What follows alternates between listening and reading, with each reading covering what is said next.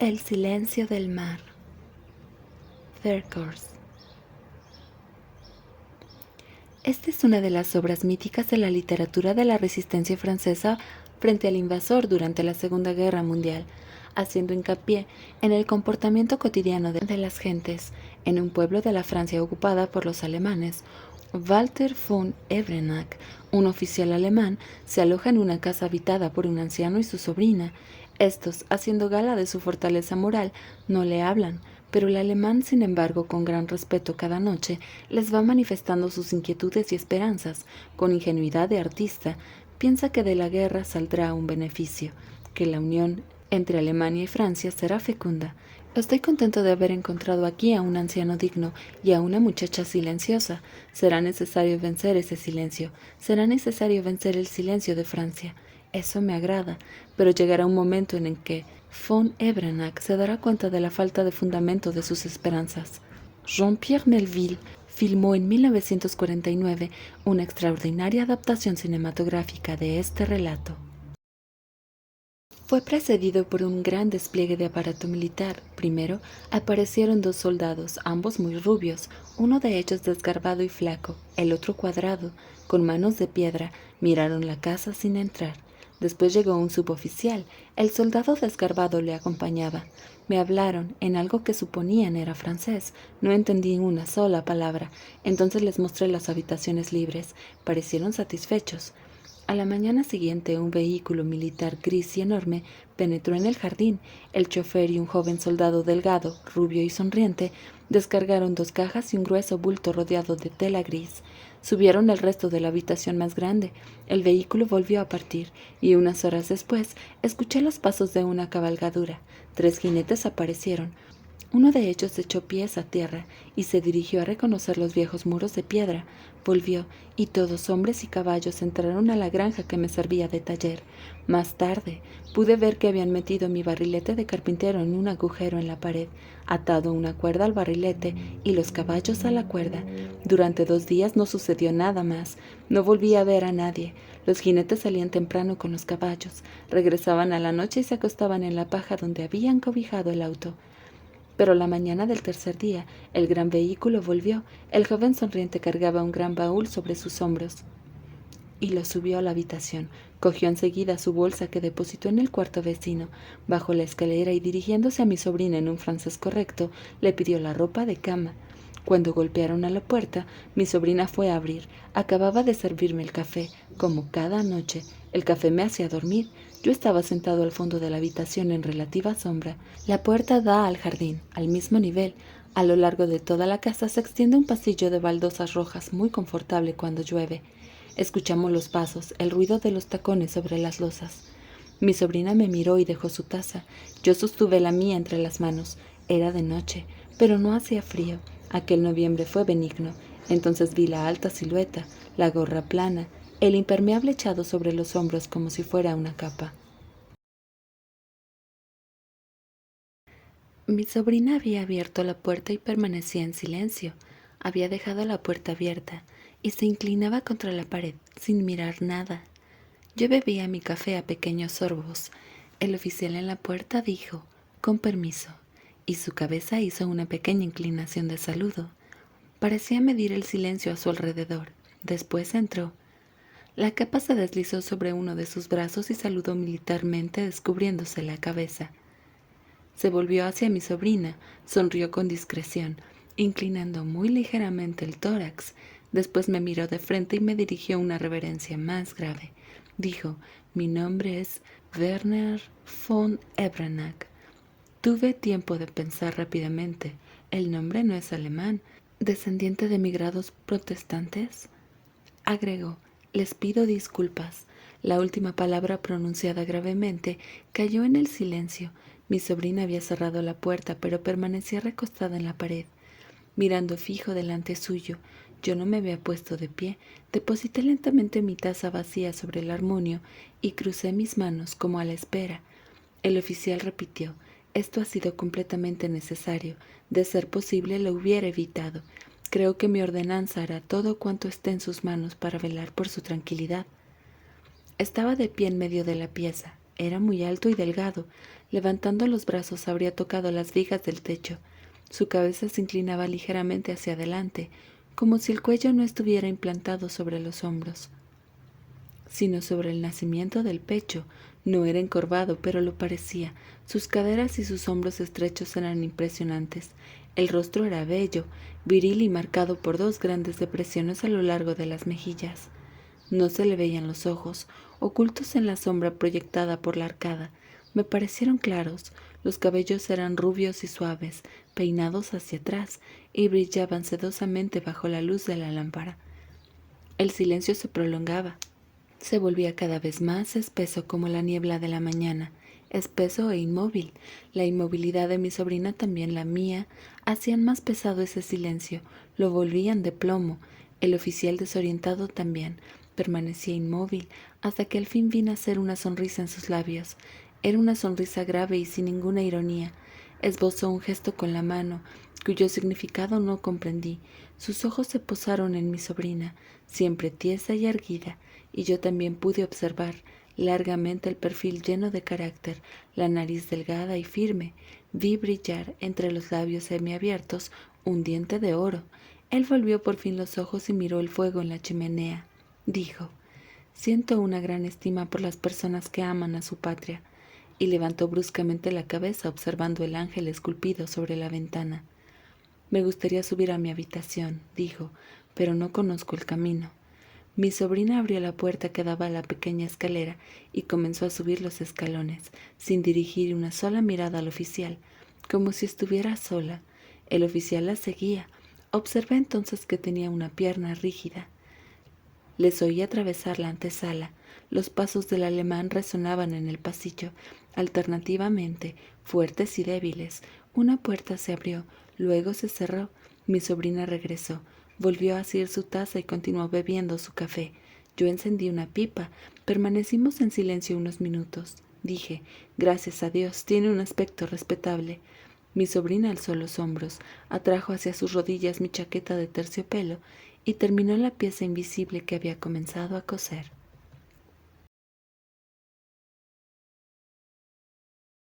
A la mañana siguiente el oficial bajó de su habitación cuando nosotros tomábamos nuestro desayuno en la cocina. Otra escalera conducía allí, y yo no sé si el alemán nos había oído o si fue por azar que eligió ese camino. Se detuvo en el umbral y dijo: «He descansado muy bien. Desearía que ustedes también», y miró la amplia habitación sonriendo. Como teníamos poca leña y menos carbón, yo la había repintado y habíamos traído algunos muebles, cobres y la vajilla antigua para servir allí durante todo el invierno. Examinó bien la habitación y pude ver brillar el borde de sus dientes muy blancos. Me di cuenta de que sus ojos no eran azules como había creído, sino dorados. Al fin atravesó la habitación y abrió la puerta que daba al jardín. Caminó 2 pasos y se volvió para contemplar nuestra casa amplia y baja, cubierta de parras que llegaban hasta las viejas tejas obscuras. Su sonrisa se hizo larga y ancha. Su viejo alcalde me había dicho que me alojara en el castillo, dijo, señalando con la mano la pretenciosa construcción que los árboles desnudos dejaban ver en lo alto de la colina. Felicitaré a mis hombres por haberse equivocado. Este castillo es más bello, agregó. Después cerró la puerta, nos saludó a través de los vidrios y partió. Volvió a la noche a la misma hora de la víspera. Nosotros bebíamos nuestro café. Golpeó la puerta, pero no esperó a que mi sobrina le abriera. Abrió la puerta él mismo. «Creo que les molesto», dijo. «Si ustedes lo prefieren, pasaré por la cocina. Así podrán cerrar esta puerta con llave». Atravesó la habitación y detuvo un momento la mano en la empuñadura, mirando sus diversos ángulos. Por último, se despidió, doblando ligeramente la cintura. «Les deseo buenas noches», dijo y salió. Nunca cerramos la puerta con llave. No creo que las razones de esta abstención fueran ni muy claras ni muy puras. Por un acuerdo tácito, habíamos decidido mi sobrina y yo no cambiar nada en nuestras vidas, ni siquiera el menor detalle, como si el oficial no existiera, como si se tratara de un fantasma. Pero es posible que otro sentimiento se mezclara en mi corazón con relación a él. No puedo ofender a un hombre sin sufrir, así sea mi enemigo. Durante mucho tiempo, más de un mes, la misma escena se repitió cada día.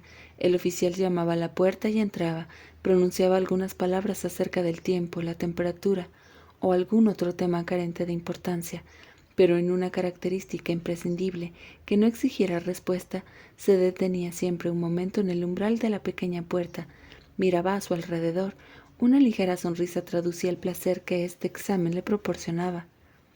Cada día el mismo examen, cada día el mismo placer.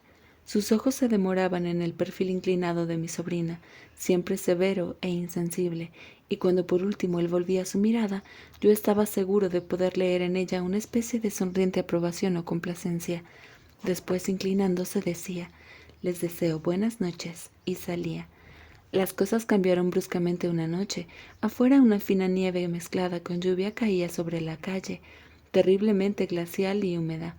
Yo hacía arder en la chimenea gruesos leños que conservaba especialmente para días como estos. A pesar mío, pensaba en el oficial, en la calle, en el aspecto mojado que tendría al entrar, pero él no aparecía.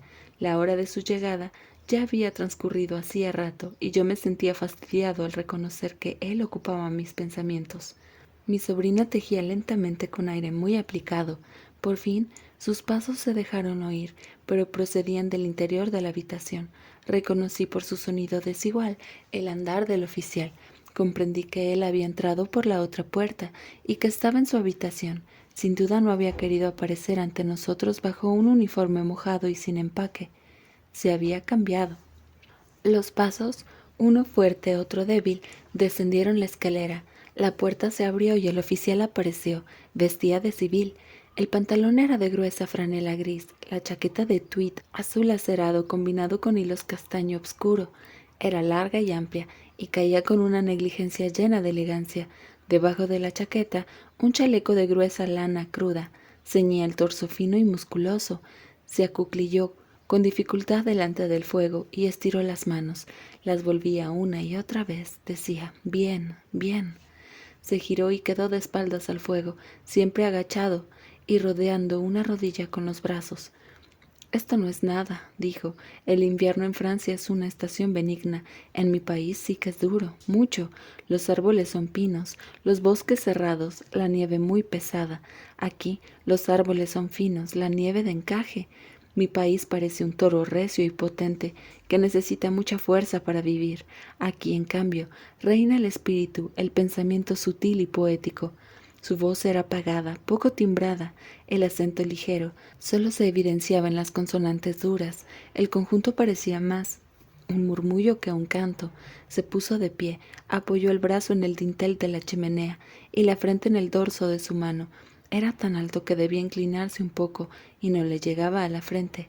Permaneció sin moverse bastante tiempo, sin moverse y sin hablar. Mi sobrina tejía con una rapidez mecánica. No dirigía su mirada hacia él ni una sola vez. Yo fumaba, semitendido en mi gran sofá mullido. Me parecía que nada podía alterar la pesadez de nuestro silencio. Aquel hombre iba a saludarnos y a partir, pero el murmullo apagado y rítmico se elevó de nuevo. No puede decirse que rompió el silencio, sino que nació dentro de él. «Siempre he amado a Francia», dijo el oficial, sin cambiar de posición. «Siempre. Cuando estalló la otra guerra yo era un niño, y lo que entonces pensaba no tiene importancia. Pero después la he amado siempre, aunque de lejos, como la princesa lejana». Hizo una pausa antes de decir gravemente: «A causa de mi padre». Se volvió y con las manos en los bolsillos de su chaqueta se apoyó en la chimenea. Su cabeza rozó ligeramente la consola. De vez en cuando se frotaba lentamente el occipital con un gesto espontáneo de ciervo. Había un sillón muy cerca de él. No se sentó. Hasta el último día no se sentó jamás. No se lo ofrecimos y no hizo nada jamás que pudiera pasar por una familiaridad. Repitió: «A causa de mi padre». Era un gran patriota. La derrota supuso un violento dolor para él. Sin embargo, quería mucho a Francia. Le gustaba Briand. Creía en la República de Weimar y en Briand. Estaba muy entusiasmado. Decía: «Él nos unirá como marido y mujer». Pensaba que por fin el sol iba a brillar sobre Europa. Al hablar miraba a mi sobrina. No la miraba como un hombre mira a una mujer, sino como se contempla a una estatua, y en realidad era igual a una estatua animada, pero estatua al fin. Pero Briand fue derrotado. Mi padre vio que Francia estaba todavía conducida por sus grandes burgueses crueles, gente como Fendel, Henry Bordeaux y el viejo mariscal. Me dijo, tú no debes ir nunca a Francia antes de poder entrar en ella con botas y casco. Tuve que prometérselo, pues él estaba a punto de morir. Cuando empezó la guerra, yo conocía toda Europa salvo Francia. Sonrió y dijo, como si esta fuera una explicación, soy músico. Un leño cayó, las brasas rodaron lejos del hogar, el alemán se inclinó, recogió las brasas con unas pinzas, continuó. No soy ejecutante, soy compositor de música. Esto constituye toda mi vida y me resulta muy gracioso verme como soldado. Sin embargo, no lamento esta guerra. No, creo que grandes cosas saldrán de ella. Se puso de pie, retiró sus manos de los bolsillos y los levantó un poco. Perdónenme, quizá les haya herido, pero lo que dije lo pienso de buena fe. Lo pienso por amor a Francia. Creo, como mi padre, que el sol brillará en Europa. Dio 2 pasos, se inclinó el busto. Como todas las noches dijo, les deseo buenas noches. Después salió. Yo terminé silenciosamente mi pipa, tosí un poco y dije, quizás sea inhumano negarle el óvulo de unas pocas palabras. Mi sobrina levantó la cabeza, alzó mucho las cejas, por encima de los ojos brillantes e indignados. Yo sentí que me ruborizaba un poco. Desde ese día sus visitas fueron diferentes. Rara vez lo vimos en uniforme, se cambiaba antes y luego golpeaba a nuestra puerta. ¿Era por ahorrarnos la visión del uniforme enemigo? ¿O para hacérnoslo olvidar, para habituarnos a su persona? Las dos cosas, sin duda. Llamaba a la puerta y entraba sin esperar una respuesta que sabía no le daríamos. Lo hacía con la más candorosa naturalidad. Venía a calentarse frente a la chimenea, que era el pretexto constante de su venida. Un pretexto que no le engañaba a él ni a nosotros, pues no intentaba ocultar su carácter cómodamente convencional. No venía todas las noches, pero no recuerdo una sola en que nos dejara sin haber hablado. Se inclinaba sobre el fuego, y mientras ofrecía el calor de la llama alguna parte de sí mismo, su voz murmuraba, se elevaba dulcemente y a lo largo de esas noches monologó de manera interminable sobre las cosas que encerraba su corazón, su país, la música, Francia. Ni una sola vez intentó obtener una respuesta nuestra, una aquiescencia o una mirada. No hablaba mucho rato, nunca mucho más que la primera noche. Pronunciaba algunas frases quebradas, a veces por silencios, encadenadas otras con la continuidad monótona de una plegaria. A veces, inmóvil contra la chimenea como una cariatide, otras aproximándose sin interrumpirse a un objeto, a un dibujo de la pared. Después callaba, se inclinaba y nos deseaba las buenas noches. Una vez, en la época de sus primeras visitas, dijo, ¿dónde está la diferencia entre el fuego de la chimenea, en mi casa y este? En realidad los leños, la llama, la chimenea se parecen, pero no la luz. Esta depende de los objetos que ilumina, de los habitantes de esta sala, de los muebles de las paredes, de los libros en los estantes. ¿Por qué me gusta tanto esta habitación? Dijo pensativo. No es excesivamente bella. Perdónenme. Río. Quiero decir, no es una pieza de museo. Estos muebles no son una maravilla. No, pero esta habitación posee un alma. Toda la casa tiene un alma. Estaba frente a los estantes de la biblioteca. Sus dedos recorrían las encuadernaciones con una ligera caricia. Balzac, Barré, Beaumarchais, Boileau, Buffon, Chateaubriand, Corneille, Descartes, Fénelon, Flaubert, La Fontaine, Franz, Gautier, Hugo. ¡Qué nombre!, dijo con una risa suave y sacudiendo la cabeza, y solo he llegado a la letra H. Ni Molière, ni Rabelais, ni Racine, ni Pascal, ni Stendhal, ni Voltaire, ni Montaigne, ni todos los demás. Continuó deslizando su mirada por los libros y de tiempo en tiempo dejaba escapar un imperceptible «¡Ah!» cuando supongo leía un nombre que no imaginaba. Los ingleses, agregó, enseguida nombran a Shakespeare, los italianos a Dante, los españoles a Cervantes, y nosotros a Goethe. Después hay que detenerse a pensar, pero si se dice «y Francia», entonces ¿a quién se nombra instantáneamente? ¿A Molière? ¿A Racine? ¿A Hugo? ¿A Voltaire? ¿A Rabelais? ¿O algún otro? Aparecen todos a la vez, son como una multitud a la entrada de un teatro. No se sabe a quién hacer entrar antes.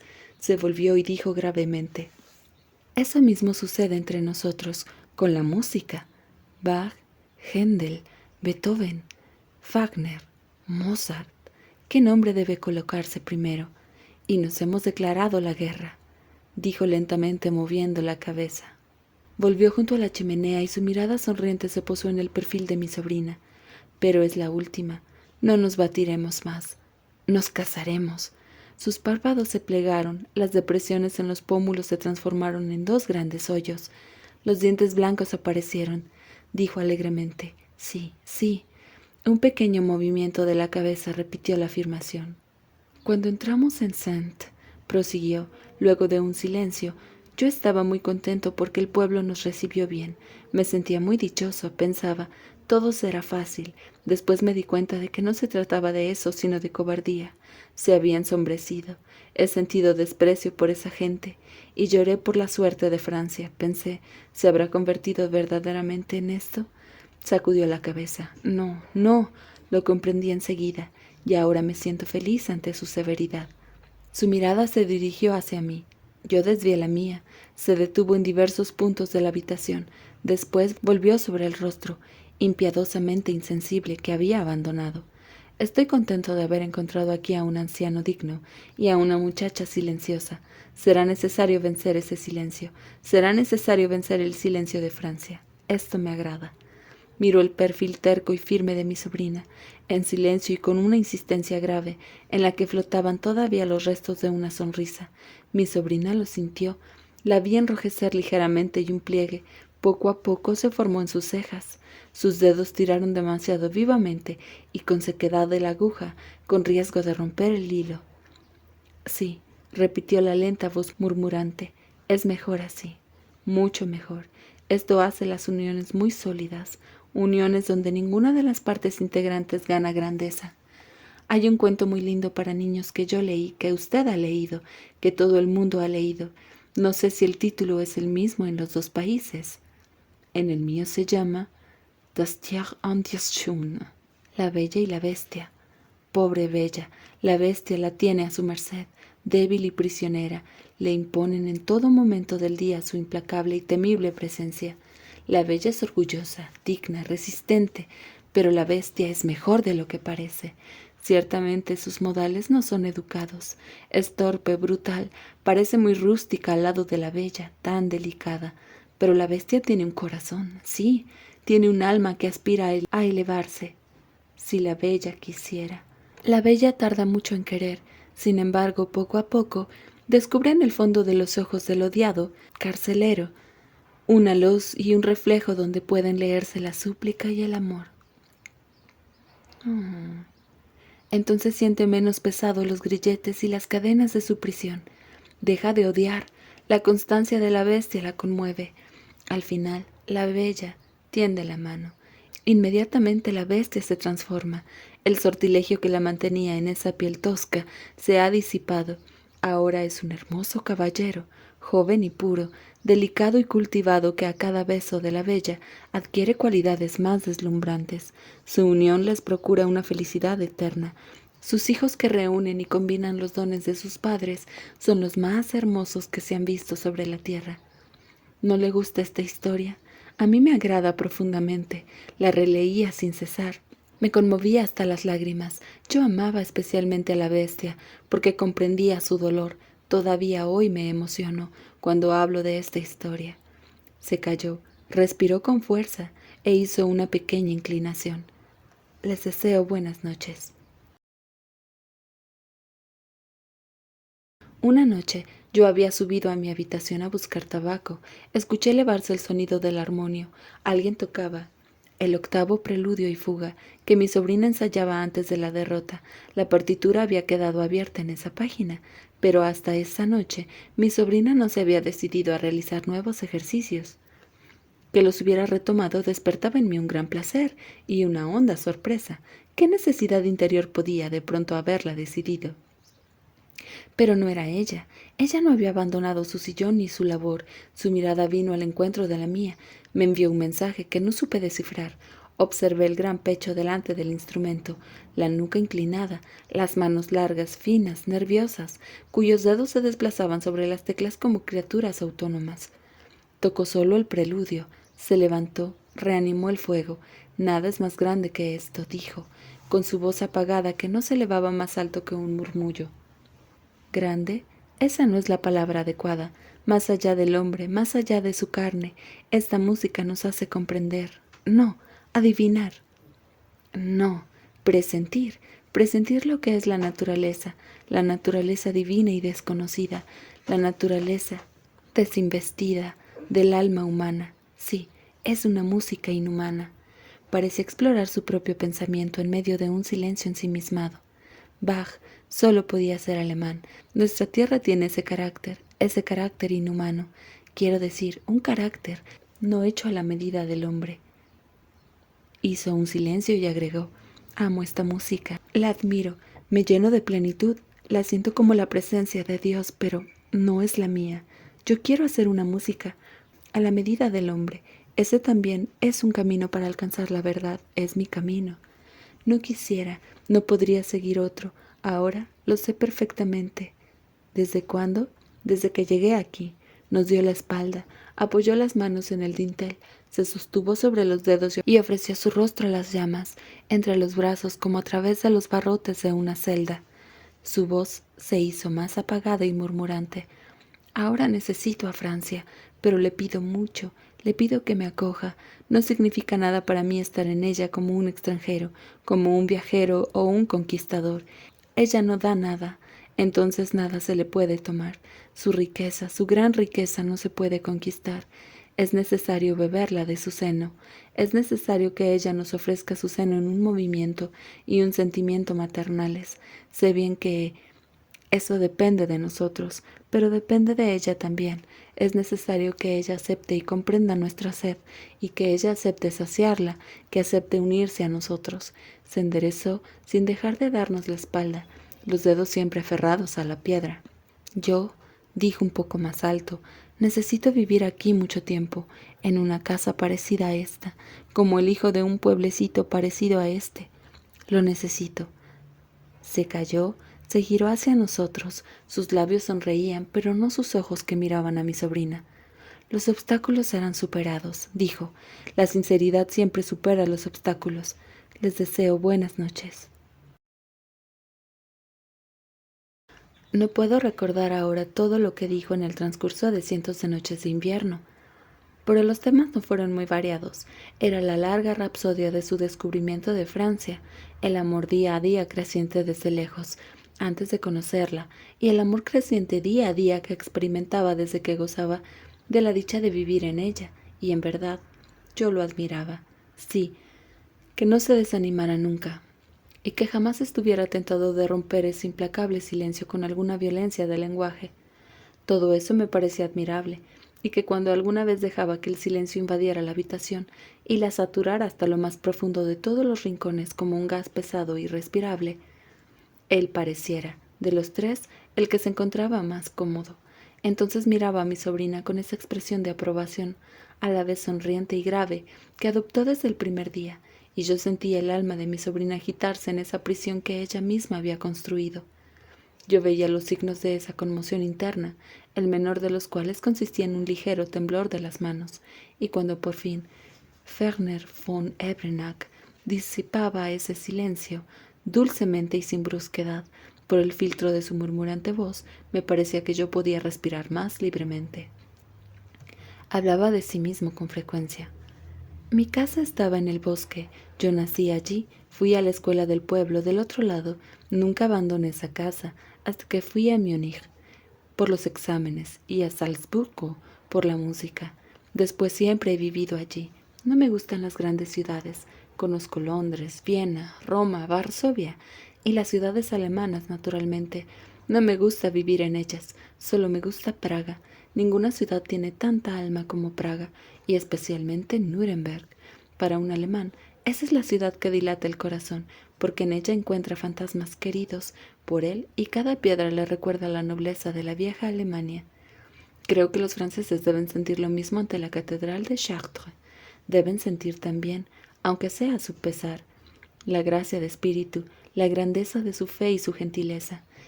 El destino me condujo sobre Chartres.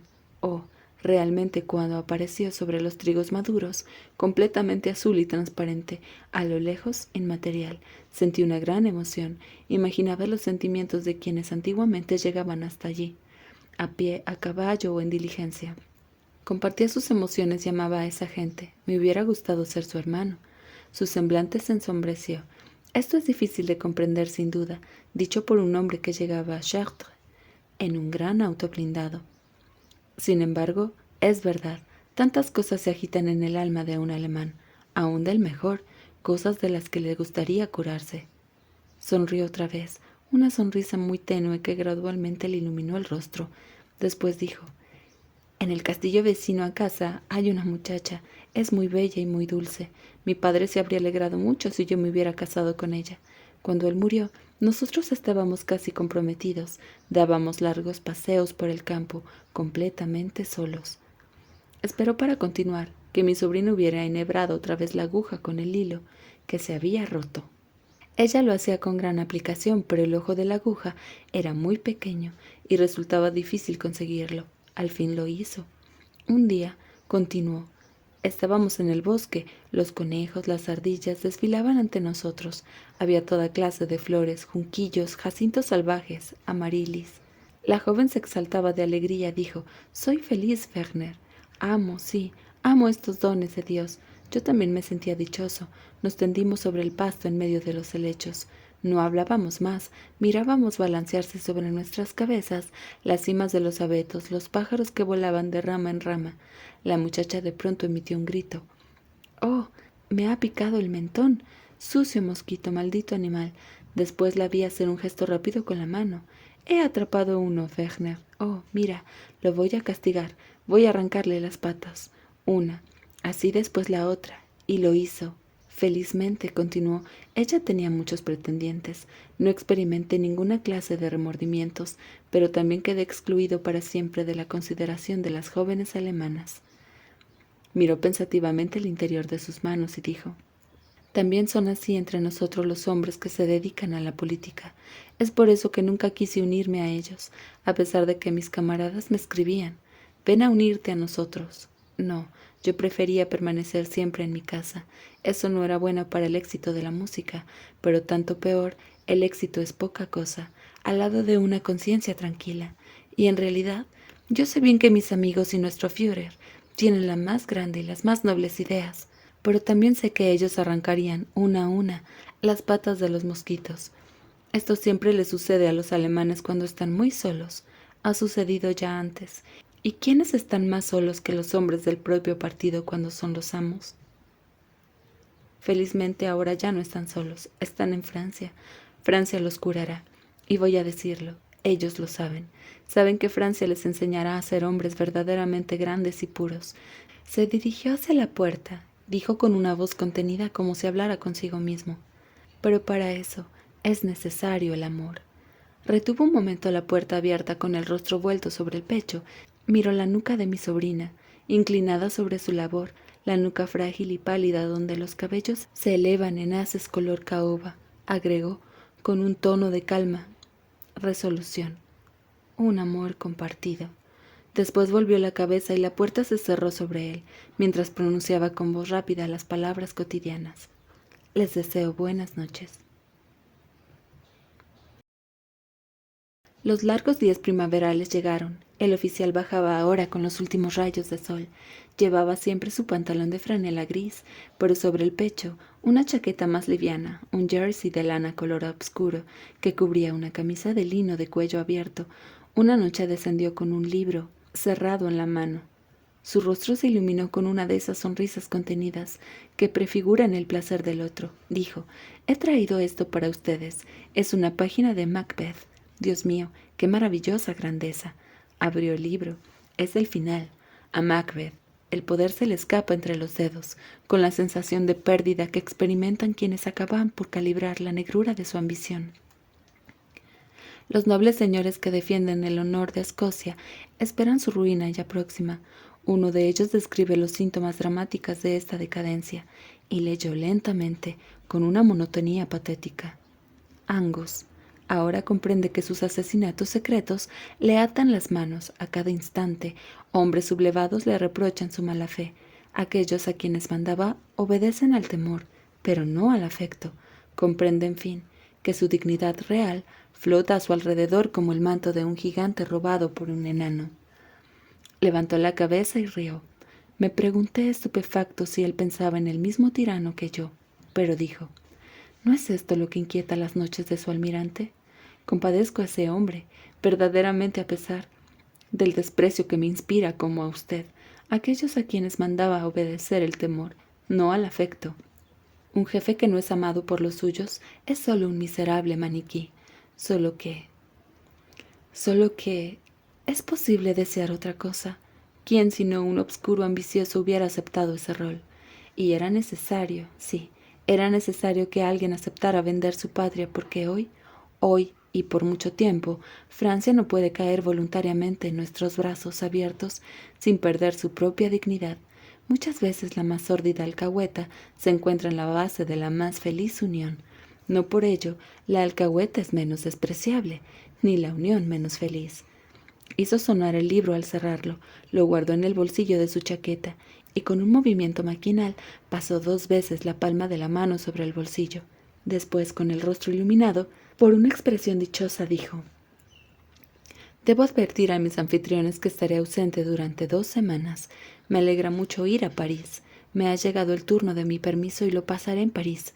Por primera vez. Es un gran día para mí. Es el más hermoso día, en espera de otro que aguardo con todo mi corazón y que será todavía más hermoso. Sabré esperarlo, años, si fuera necesario. Mi alma es capaz de mucha paciencia.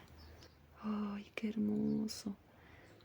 En París confío ver a mis amigos. Algunos de ellos están presentes en las negociaciones que mantenemos con sus dirigentes políticos para preparar la maravillosa unión de nuestros 2 pueblos. De este modo, seré de alguna manera el testigo de esta boda. Quiero decirles que me alegro por Francia, cuyas heridas así cicatrizarán más rápidamente, pero todavía me regocijo más por Alemania y por mí mismo. Nunca nadie se habrá beneficiado más de una buena acción como Alemania, al devolver su grandeza y su libertad a Francia. Les deseo buenas noches. Otelo. Extingamos esta luz para enseguida extinguirla de su vida.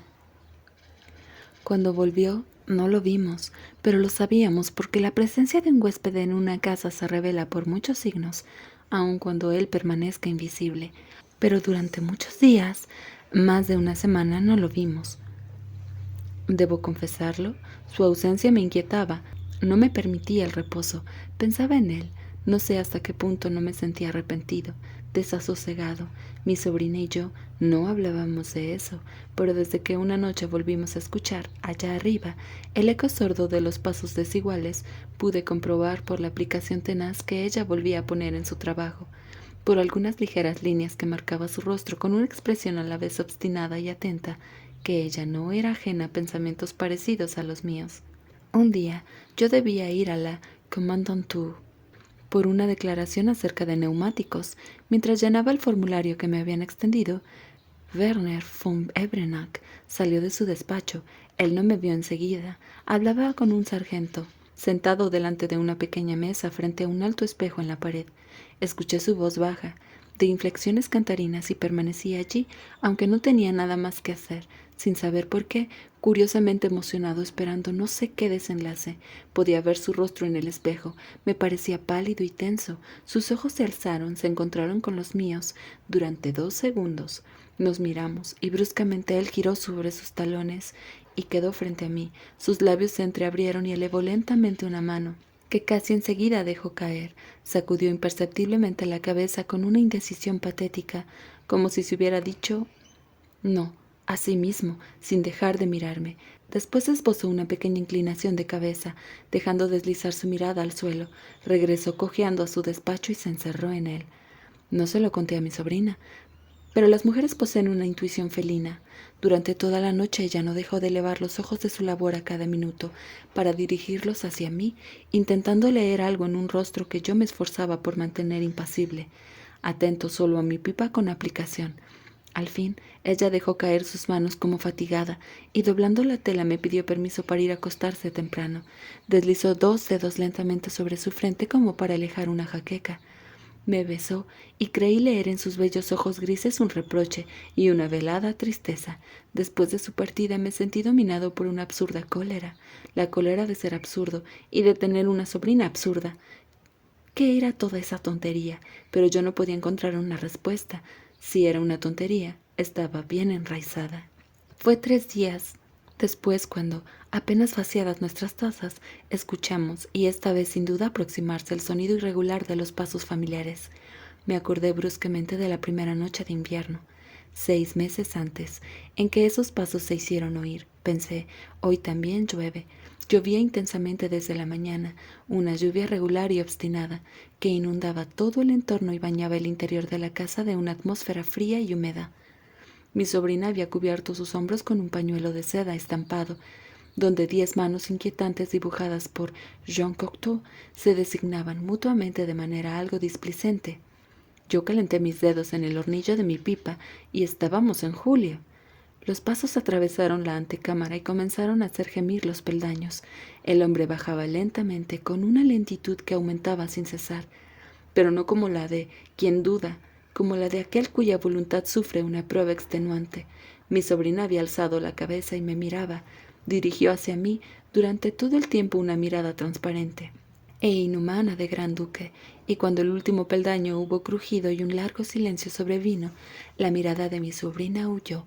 Vi sus párpados deslizarse hacia abajo, la cabeza se inclinó lentamente y todo su cuerpo se confió con languidez al respaldo del sillón. No creo que el silencio durara más de algunos segundos, pero fueron unos segundos muy largos. Me parecía ver al hombre detrás de la puerta, el índice levantado, dispuesto a golpear ligeramente la madera, y retardando el momento en el cual, por el hecho solo de llamar a la puerta, iba a impulsar el futuro. Por fin golpeó la puerta, y no lo hizo ni con la levedad de la duda, ni con la brusquedad de la timidez vencida. Fueron 3 golpes plenos y netos, los golpes seguros y calmos de una decisión sin retorno. Me dispuse a esperar, como otras veces, como la puerta se abriera de inmediato. Pero permanecía cerrada, y entonces me sentí invadido por una indomable agitación, en la que a la interrogación se mezclaba la incertidumbre de deseos opuestos, y cada uno de los segundos que transcurrían me parecía, con la creciente precipitación propia de las aguas de las cataratas, volvían esos sentimientos más confusos e insolubles. ¿Era necesario responder? ¿Por qué ese cambio? ¿Por qué esperaba que nosotros rompiéramos esta noche un silencio que él había demostrado, con su actitud anterior, aprobar plenamente en su saludable tenacidad? ¿Cuáles eran esa noche, los mandamientos de la dignidad? Miré a mi sobrina intentando descubrir en sus ojos un estímulo o un signo, pero solo encontré su perfil. Ella miraba al picaporte, lo miraba con esa fijeza inhumana de gran duque que ya me había impresionado. Estaba muy pálida y pude ver, deslizándose sobre los dientes que parecían una fina línea blanca, el labio superior elevándose en una contracción dolorosa delante de ese drama íntimo súbitamente revelado y que sobrepasaba tonto el bendito tormento de mis tergiversaciones. Sentí que perdía mis últimas fuerzas. En ese instante, 2 nuevos golpes sonaron, 2 solamente, 2 golpes débiles y ligeros, y mi sobrina dijo: «Él se irá», con una voz baja y tan abatida que yo no pude esperar más y dije con voz clara: «Entre, señor». ¿Por qué dije señor? ¿Para subrayar que invitaba al hombre y no al oficial enemigo?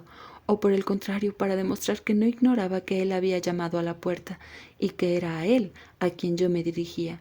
No lo sé, pero no importaba. Lo cierto era que yo había dicho: «Entre, señor», y entró. Imaginaba verlo aparecer de civil y, en cambio, iba de uniforme. Sin temor a equivocarme, diría que él iba más que nunca de uniforme. Si por ello se comprende que me pareció claramente que, esta vez, él se lo había puesto con la firme intención de imponernos su visión. Había abierto la puerta y estaba de pie, erguido junto al alféizar, tan erguido y tan tieso que estuve a punto de dudar si tenía delante al mismo hombre. Por primera vez me di cuenta de su sorprendente parecido con el actor Louis Jouvet. Permaneció así unos segundos, erguido, tieso y silencioso. Permaneció así unos segundos, erguido, tieso y silencioso, los pies ligeramente separados y los brazos colgando a lo largo del cuerpo, y el rostro tan frío, tan perfectamente impasible que no parecía que pudiera albergar el menor sentimiento. Pero yo, que estaba sentado en mi profundo sillón y tenía el rostro a la altura de su mano izquierda, pude ver esa mano. Mis ojos fueron atraídos por esa mano y quedaron como encadenados a causa del espectáculo patético que contemplaban y que desmentían patéticamente toda la restante actitud del hombre. Supe ese día que una mano puede, para quien sabe observarla, reflejar las emociones tan bien como un rostro, mejor que un rostro, pues ella escapa a veces al control de la voluntad, y los dedos de esa mano se extendían y se plegaban, se abrían y cerraban, librándose a la más intensa mímica, mientras el rostro y todo el cuerpo permanecían inmóviles y compuestos. Después los ojos parecieron revivir, se dirigieron un instante hacia mí.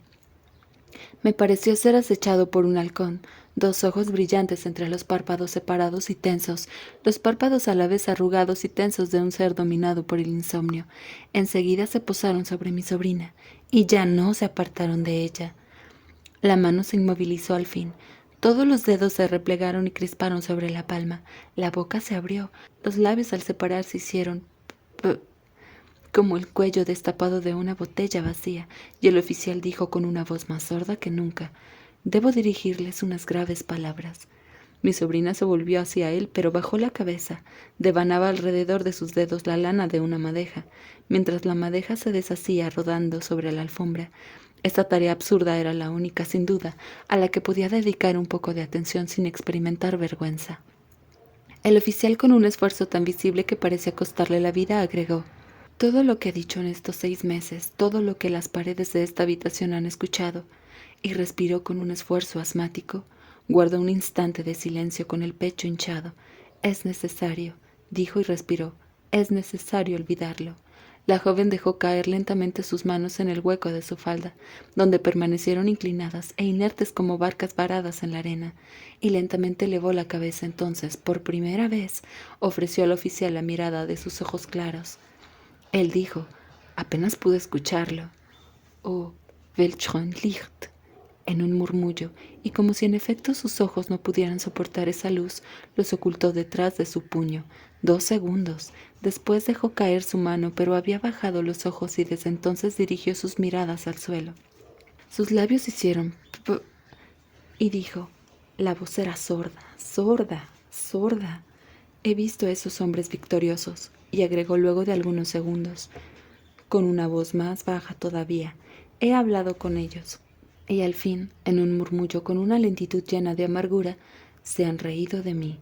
Me miró y movió 3 veces la cabeza imperceptiblemente. Después sus ojos se cerraron. Me dijeron, «¿No has comprendido que nos hemos burlado de ellos?» «Han dicho eso, exactamente». «Wir brüllen sie», dijeron. «No imaginarás que vamos a permitir estúpidamente que Francia se levante en nuestra frontera, ¿verdad?». Y se echaron a reír. Me golpearon alegremente la espalda, mirándome de pies a cabeza. «No somos músicos». Su voz indicaba al repetir estas palabras un obscuro desprecio, que no sé si reflejaba sus propios sentimientos con relación a los otros, o el tono de las palabras dirigidas a él. Entonces hablé yo, largamente, con vehemencia. Ellos hacían tss, tss. Dijeron, «La política no es un sueño de poeta. ¿Por qué razón supones que hemos hecho la guerra? ¿Por el viejo mariscal?». Volvieron a reír. «No somos locos ni tontos. Tenemos la oportunidad de destruir a Francia, y lo haremos. No solo destruiremos su poder, su espíritu también, su alma sobre todo. Su alma es el mayor peligro. Esta es nuestra tarea ahora. No te engañes, amigo. La pudriremos con nuestras sonrisas y nuestros halagos. La convertiremos en una perra faldera». Se calló. Parecía cansado. Apretó las mandíbulas con tanta energía que vi cómo sobresalían los pómulos, y una vena gruesa y tortuosa como una oruga golpeaba su sien. De pronto, toda la piel de su rostro se estremeció. en una especie de temblor subterráneo, como un golpe de brisa sobre el lago, como las primeras burbujas de la película de crema endurecida que se ha de servir. Y sus ojos se aferraron a los ojos pálidos y dilatados de mi sobrina, dijo, con un tono bajo, uniforme, intenso y oprimido, con una abrumadora lentitud. No hay esperanzas. Y con una voz más sorda y todavía más baja, más lenta, como para torturarse a sí mismo con esta intolerable comprobación. No hay esperanza, no la hay. Y súbitamente con una voz inesperadamente alta y fuerte, y para mi sorpresa clara y timbrada, como un toque de clarín, como un grito, añadió, «No hay esperanza». Acto seguido se hizo el silencio. Creí oírlo reír. Su frente atormentada y llena de arrugas parecía una cuerda de amarrar. Sus labios temblaron. Eran labios de enfermo, pálidos y afiebrados. Me han reprendido con un poco de cólera. Fíjate, fíjate bien, fíjate cómo la amas. He ahí el gran peligro. Pero nosotros curaremos a Europa de esta peste, la purgaremos de este veneno. Me lo han explicado todo. Oh, sí. No me han ocultado nada. Lisonjean a vuestros escritores, pero al mismo tiempo en Bélgica, en Holanda, en todos los países que ocupan nuestras tropas, han levantado infranqueables fronteras. Ningún libro francés puede traspasarlas, salvo las publicaciones técnicas, manuales de óptica y fórmulas de cemento, pero las obras de cultura general, ninguna, nada de eso. Su mirada pasó sobre mi cabeza, volando y golpeando los rincones de la habitación como un pájaro extraviado en la noche. Por último, pareció hallar refugio en los estantes más oscuros, aquellos donde se alineaban Racine, Ronsard, Rousseau. Su mirada se quedó allí clavada y su voz repitió con un gemido violento: «Nadie, nadie, nadie». Y como si no hubiéramos comprendido todavía el tamaño de la amenaza, agregó: «No solo vuestros autores modernos, no solo Pégu, Proust, Bergson, todos los demás también, todos estos, todos». Todos. Su mirada recorrió una vez más dulcemente los lomos de los libros que brillaban en la penumbra, como una caricia desesperada. «Apagarán la llama por completo», gritó. «Europa nunca podrá ser más iluminada por esa luz». Y su voz honda y grave hizo vibrar hasta el fondo de mi pecho un grito inesperado y conmovedor, cuya última sílaba producía una temblorosa queja. «Nevermore».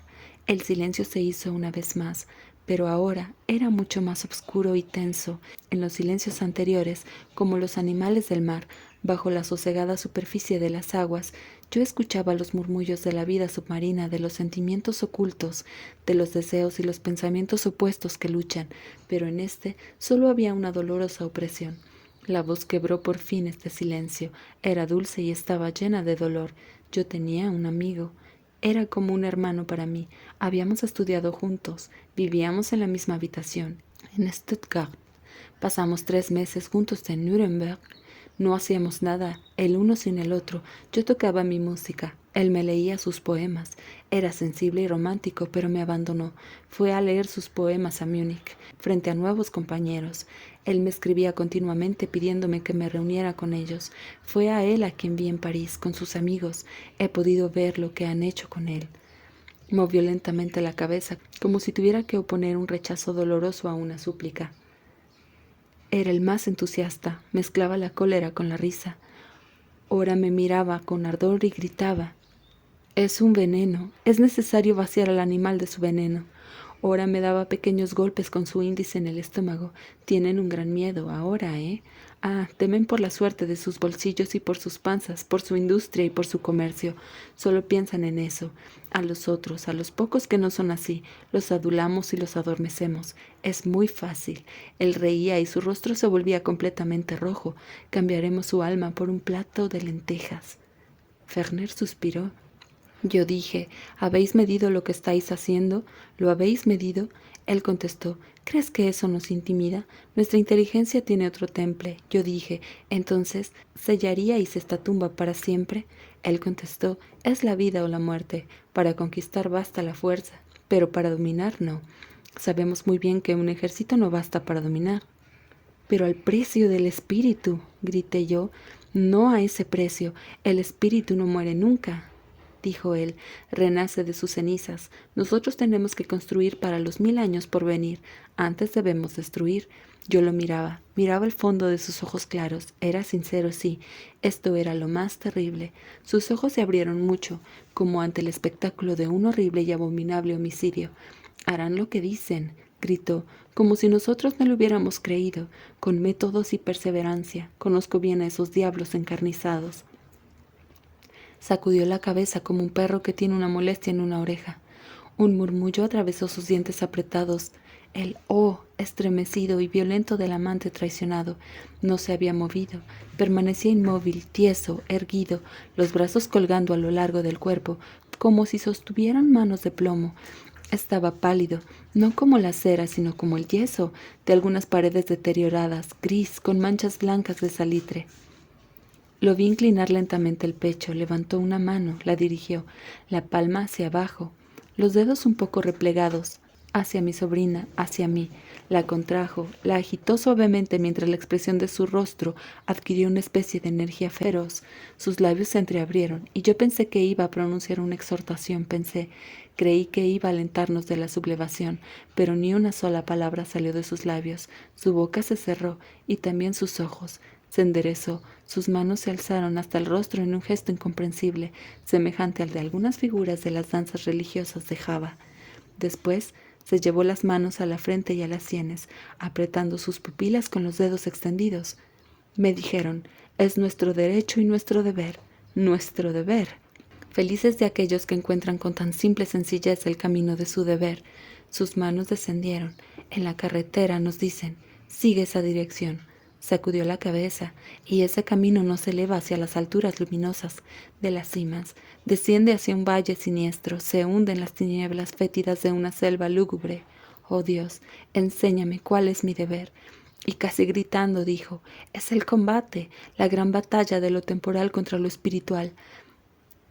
Miraba con una insistencia penosa el ángel de madera esculpido bajo la ventana, el ángel estático y sonriente, luminoso, lleno de tranquilidad casi celeste.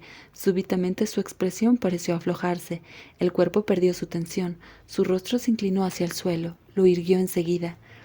Hice valer mis derechos, dijo con naturalidad. He solicitado incorporarme a una división en campaña. Me han concedido este favor. Tengo autorización para ponerme en camino mañana. Creí ver flotar en sus labios el fantasma de una sonrisa cuando precisó. Tengo autorización para ponerme en camino hacia el infierno. Levantó el brazo en dirección al oriente, hacia esas llanuras inmensas donde el trigo futuro se habrá nutrido de cadáveres. Yo pensé, de modo que se somete. Esto es lo único que saben hacer, hasta un hombre así, como este. El rostro de mi sobrina me dio pena, tenía una palidez lunar, los labios parecidos a los bordes de un vaso de opalina, aparecían separados, ensayando la mueca trágica de las máscaras griegas, y vi, en el límite de la frente con la cabellera, no nacer, sino brotar. Sí, brotar, unas perlas de sudor. No sé si Werner von Ebrenack lo vio. Al igual que en la mitad de la corriente, la barca permanece amarrada al eslabón de la orilla. Las pupilas de la joven parecían estarlo por un hilo tan tenso, tan tieso, que no se hubiera podido pasar un dedo entre sus ojos. Ebrenack había asido el picaporte con una mano, la otra se apoyaba en el vano. Sin volver una sola vez la mirada, abrió lentamente la puerta y con una voz extrañamente desprovista de expresión, dijo: «Les deseo buenas noches». Creí que iba a cerrar la puerta y partir, pero no. Miró a mi sobrina, la miraba, y dijo, murmuró: «Adiós». No se movió, permaneció inmóvil y en su rostro rígido y tenso, los ojos todavía más inmóviles y rígidos se aferraban a los ojos, demasiado abiertos, demasiado pálidos, de mi sobrina. Esto duró. ¿Qué cantidad de tiempo? Duró hasta que al fin la joven movió los labios. Los ojos de Werner brillaron. Oí: «Adiós». Era preciso haber esperado estas palabras para oírla, pero al fin la oí.